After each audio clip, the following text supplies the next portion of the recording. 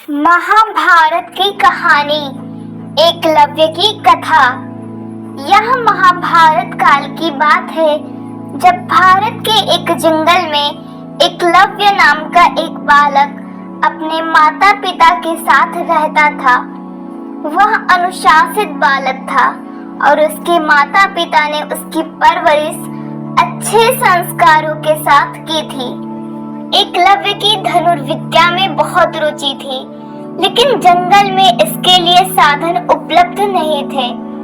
इसलिए वह गुरु द्रोणाचार्य से धनुर्विद्या सीखना चाहता था। गुरु द्रोणाचार्य उन दिनों राजकुमारों अर्थात पांडव और कौरवों को धनुर्विद्या सिखा रहे थे और उन्होंने भीष्म पितामह को वचन दिया था कि वह राजकुमारों के अलावा किसी को भी धनुर्विद्या का ज्ञान नहीं देंगे।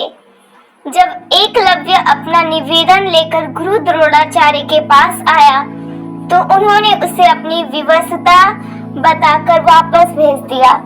इस पर एकलव्य बहुत दुखी हुआ, लेकिन उसने यह प्रण लिया कि वह द्रोणाचार्य को ही अपना गुरु बनाएगा। शारीरिक रूप से गुरु की अनुपस्थिति के चलते उसने उनकी मिट्टी की मूर्ति बनाई और उसके सामने तीर कमान चलाने का अभ्यास करने लगा। देखते ही देखते वह एक उम्दा धनुर्धारी बन गया। एक दिन की बात है जब गुरु द्रोणाचार्य अपने शिष्यों के साथ धनुर्विद्या का अभ्यास करने जंगल की ओर आए। उनके साथ एक कुत्ता भी था। उस समय एकलव्य भी जंगल में धनुर्विद्या का अभ्यास कर रहा था। ऐसे में जब कुत्ते को जंगल के एक ओर से आवाज आई तो वह उस ओर जाकर भौंकने लगा, जिससे एकलव्य की एकाग्रता भंग होने लगी। इस वजह से कुत्ते को चुप करवाने के लिए एकलव्य ने उसके मुख में कुछ इस प्रकार बाण चलाए कि उसका भौंकना भी बंद हो गया और उसे कोई चोट भी नहीं आई। कुत्ता वापस द्रोणाचार्य के पास भाग गया। जब उन्होंने कुत्ते को देखा तो उन्हें अपनी आंखों पर विश्वास नहीं हुआ और उन्होंने सोचा कि इतना अच्छा धनुर्धारी कौन है जिसे धनुष बाण की ऐसी विद्या आती है। जब उन्होंने जाकर देखा तो उनके सामने हाथ में धनुष लेकर एकलव्य खड़ा था। अपने गुरु को देखकर एकलव्य ने उन्हें प्रणाम किया।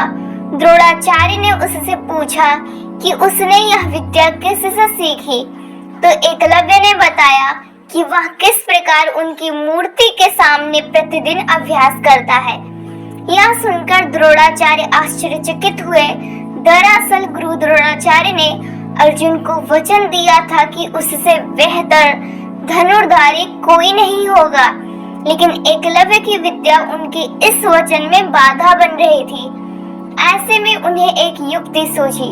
उन्होंने एकलव्य से कहा, वत्स, तुमने मुझसे शिक्षा तो ले ली, लेकिन मुझे गुरु दक्षिणा तो अभी तक नहीं दी है। आदेश करे गुरुवर, आपको दक्षिणा में क्या चाहिए? एकलव्य ने कहा। एकलव्य की बात का जवाब देते हुए द्रोणाचार्य ने कहा कि गुरु दक्षिणा में मुझे तुम्हारे दाहिने हाथ का अंगूठा चाहिए। यह सुनकर एकलव्य ने तुरंत अपनी कृपाण निकाली और अपना अंगूठा काटकर गुरु द्रोणाचार्य के चरणों में रख दिया।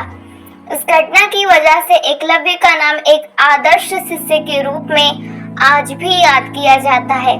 कहानी से सीख।